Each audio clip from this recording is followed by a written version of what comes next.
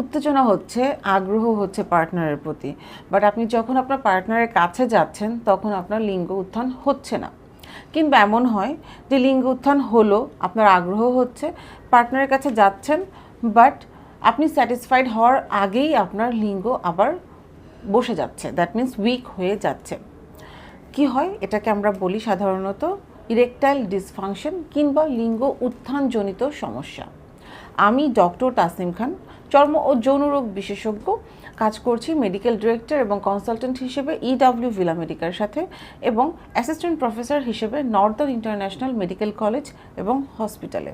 আমাদের ওয়ার্ল্ড ওয়াইডই আমরা দেখি যে 1/3 অফ দ্য পপুলেশন সাফার করছেন আপনারা ইরেকটাইল ডিসফাংশনের মতো প্রবলেমে, তাছাড়া যৌনরোগের অন্যান্য বিভিন্ন রকমের প্রবলেমে।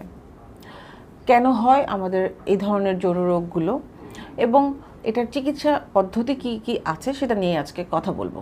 কিছু কিছু ডিজিজের বহিঃপ্রকাশ হিসেবে কিন্তু ইরেকটাইল ডিসফাংশন বা লিঙ্গ উত্থানজনিত সমস্যা আমরা পেয়ে থাকি। যেমন লম্বা সময় ধরে কারো যদি ডায়াবেটিস থাকে, লম্বা সময় ধরে কারো যদি হাইপারটেনশন থাকে, দ্যাট মিন্স উচ্চ রক্তচাপ থাকে, সেক্ষেত্রে কিন্তু এই প্রবলেমটা আমরা ফ্রিকোয়েন্টলি পাই। তাছাড়া লিভারের সমস্যা বা কিডনি রোগের সমস্যা, কিডনি ট্রান্সপ্লান্টেশনের যে পেশেন্টরা আছেন তাদের কিন্তু আমরা ফ্রিকোয়েন্টলি ইরেকটাইল ডিসফাংশনের প্রবলেমটা পাচ্ছি। হৃদরোগের কিছু সমস্যা এবং রক্তনালীর কিছু সমস্যার জন্য কিন্তু ইরেকটাইল ডিসফাংশনের মতো প্রবলেমগুলো আমরা খুব ফ্রিকোয়েন্টলি পেয়ে থাকি। লাইক অ্যাথেরোস্ক্লেরোসিস যে প্রবলেমটা ব্লাড ভেসেলের মধ্যে হয়, যার কারণে রক্ত সঞ্চালনে বিভিন্ন ধরনের বাধার সম্মুখীন হয়, সেক্ষেত্রে কিন্তু ইরেকটাইল ডিসফাংশন খুব কমন একটা প্রবলেম। তাছাড়া হরমোনাল কিছু প্রবলেম তো না বললেই নয়। ছেলেদের সেক্সুয়াল হরমোন হিসেবে আমরা জানি টেস্টোস্টেরন অনেক বড় একটা ভূমিকা পালন করে। একটা সার্টেন স্টেজের পর টেস্টোস্টেরন একটু একটু করে কমতে শুরু করে। সাধারণত আমরা জানি যে 40 ইয়ার্সের পর থেকে 1 ইউনিট করে প্রতি বছর টেস্টোস্টেরন কমতে শুরু করে। বাট কারো কারো ক্ষেত্রে আমরা দেখি যে টেস্টোস্টেরন কিন্তু আপনার এই বয়স হওয়ার অনেক আগে থেকেই কমতে শুরু করে। সেক্ষেত্রে কিন্তু আমরা সাপ্লিমেন্ট হিসেবে টেস্টোস্টেরন দিতে হতে পারে। এটা ইরেকটাইল ডিসফাংশনের অন্যতম একটি কারণ। তাছাড়া এংজাইটি, আপনার ডিপ্রেশন, অ্যালকোহল বা স্মোকিংয়ের মতো হ্যাবিট যাদের আছেন তাদের ক্ষেত্রেও কিন্তু এই প্রবলেমটা আমরা পেয়ে থাকি। ইরেকটাইল ডিসফাংশন কিছুটা মানসিক সমস্যার সাথেও কিন্তু জড়িত। এংজাইটি ডিসঅর্ডার নামের একটা প্রবলেম আমরা বলি। এখানে কি হয়, ধরেন অতীতের কোনো একটা সমস্যা মানে কোনো একটা সময় হয়তো বা আপনি আপনার পার্টনারকে স্যাটিসফাইড করতে পারেননি। এর পরবর্তীতে আপনি হয়তো যখন আপনার পার্টনারের সাথে ইন্টিমেট হচ্ছেন, সেই ক্ষেত্রে আপনার সেই যে আপনি যে সময়টাতে পারেননি, ফেলিওর হয়েছিলেন, সেটা আপনার মাথায় ঘুরতে থাকে। সো এইগুলো করতে করতে দেখা যায় যে আপনার মধ্যে একটা এংজাইটির তৈরি হয় এবং আপনার কনসেন্ট্রেশনটা আপনার পার্টনারের সাথে যখন আপনি ইন্টিমেট হচ্ছেন সেই জায়গা থেকে সরে যেয়ে অন্যদিকে ডাইভার্ট হয়ে যাচ্ছে এবং এই জিনিসগুলো কিন্তু আপনার এই সহবাসটাকে ব্যাহত করতে পারে অনেক ক্ষেত্রেই।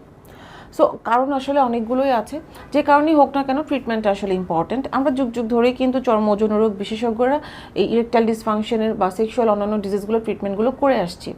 এগুলোর পাশাপাশি আমি আজকে যেটা নিয়ে কথা বলবো সেটা হচ্ছে যে আপনাদের আধুনিক যে চিকিৎসাটা আমরা করি, আধুনিক চিকিৎসার মধ্যে আমরা যেটা করি সেটা হচ্ছে গিয়ে P shot, that means penile shot. এখানে আমরা যেটা করি, আপনার পেশেন্টের ব্লাড কালেকশন করি। ব্লাড কালেকশন করে সেটাকে আমরা সেন্ট্রিফিউজ করে হোয়াইট ব্লাডটাকে আমরা রেড ব্লাড থেকে সেপারেট করে নিই এবং এই যে হোয়াইট ব্লাডটা আমরা পাচ্ছি যেটার মধ্যে প্লেটলেট আছে, এই প্লেটলেট রিচ যে প্লাজমাটা আমরা পাই সেটা আমরা পেনিসের মধ্যে, দ্যাট মিন্স আপনার যৌনাঙ্গের মধ্যে ইনজেক্ট করি এবং এর মাধ্যমে কি হয়, আপনার পেনিসের যে মাসলটা আছে সেটা স্ট্রং হবে, ব্লাড সার্কুলেশনটা ইমপ্রুভ হবে এবং আপনার যৌনাঙ্গ অনেক বেশি নিউট্রিশন পাবে এবং এই নিউট্রিশনের মাধ্যমে আপনার এই যে শর্ট টাইমের বা হচ্ছে আপনার মাসল উইকনেসের যে প্রবলেমটা ছিল সেটা কিন্তু অনেক ক্ষেত্রে সলভ হয়ে যাবে। এটা ওয়ার্ল্ডের সবচেয়ে আধুনিক ট্রিটমেন্ট। এটার পাশাপাশি আমরা যেটা করি সেটা হচ্ছে যে আমরা শক ওয়েভ দিচ্ছি। শক ওয়েভটা আমরা এক একটা পেশেন্টের ক্ষেত্রে এক এক রকমভাবে দিই। কারোর ক্ষেত্রে আমরা সপ্তাহে 2টা, কারোর ক্ষেত্রে সপ্তাহে 1টা, এরকম করে 8 থেকে 10টা বা 12টা সেশনসের প্রয়োজন হয়। শক ওয়েভের মাধ্যমে কি হয়, শক ওয়েভ মাধ্যমে আপনার যৌনাঙ্গের ব্লাড সার্কুলেশনটা ইমপ্রুভ হবে, কোনো ধরনের ব্লক থাকলে সেটা ক্লিন হয়ে যাবে এবং এর পাশাপাশি কিছু নিউট্রিশনাল সাপ্লিমেন্ট তো অবশ্যই দিতে হয়, কারণ আপনার নিউট্রিশনাল সাপ্লিমেন্টের অভাবে আপনার মাসলটা কিন্তু অনেক ক্ষেত্রে উইক হয়ে যাবে এবং আপনার বডিতে নিউট্রিশন স্ট্রেংথের জন্য, এনার্জির জন্য অবশ্যই আপনাকে খুব ভালো খাবার খেতে হবে।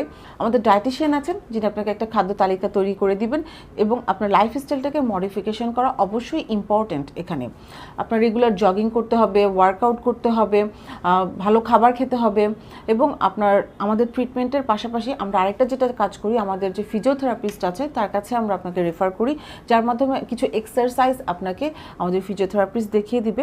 সো কম্বাইন্ড একটা অ্যাপ্রোচ, যেটা হচ্ছে যে আমাদের কিছু ওরাল মেডিসিন, কিছু মেডিসিনাল সাপ্লিমেন্ট, পিশট, শকওয়েভ থেরাপি, এবং আপনার খাদ্য তালিকা তৈরি করে আপনার নিউট্রিশন লেভেলটাকে ঠিক করা, এবং কিছু এক্সারসাইজ যেটা হচ্ছে স্পেশালি আপনার যৌনাঙ্গের জন্য আমরা আপনাকে শিখিয়ে দিব, এবং সেটা করার মাধ্যমে এবং কমপ্লিট একটা প্যাকেজের মাধ্যমে আপনার এই ধরনের সেক্সুয়াল যে কোনো ধরনের প্রবলেম কিন্তু সলভ করা সম্ভব। সো আই হোপ আমার ভিডিওটা কিছুটা হলেও আপনাদের হেল্পফুল হবে আজকে। ধন্যবাদ সবাইকে।